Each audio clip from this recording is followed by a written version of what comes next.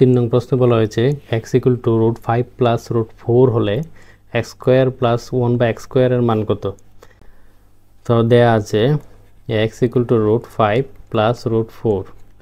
তো আমরা এটাকে ব্যস্তকরণ করে নিব, ইকুয়াল টু 1/√5 প্লাস √4। তো 1/x ইকুয়াল টু আমরা √5 প্লাস √5 মাইনাস √4 উপরে নিচে গুণ করে দেব।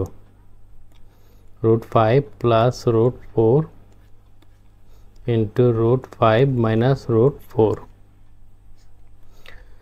তো আমরা লিখতে পারি √5 মাইনাস √4 আর নিচে a square minus b square সূত্র পরে a square √5 square minus b square √4 square.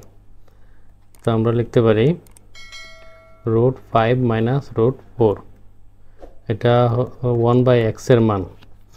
তো আমরা 1/x এর মান পেয়ে গেছি। তো আমরা x প্লাস 1/x এর মান বের করব। x এর মান দেয়া আছে √5 প্লাস √4 এবং 1/x এর মান আমরা নির্ণয় করেছি √5 মাইনাস √4।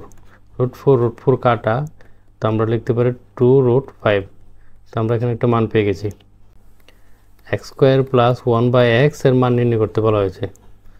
তো আমরা এটাকে একটা সূত্র প্রয়োগ করব, x plus 1/x whole square minus 2ab, x কাটা। তো x প্লাস 1/x এর মান আমরা পেয়ে গেছি 2√5 হোল স্কয়ার মাইনাস 2। তো 4 আমরা লিখতে পারি 5 মাইনাস 2, 20 মাইনাস 2 ইকুয়াল টু 18। এটাই হবে आंसर।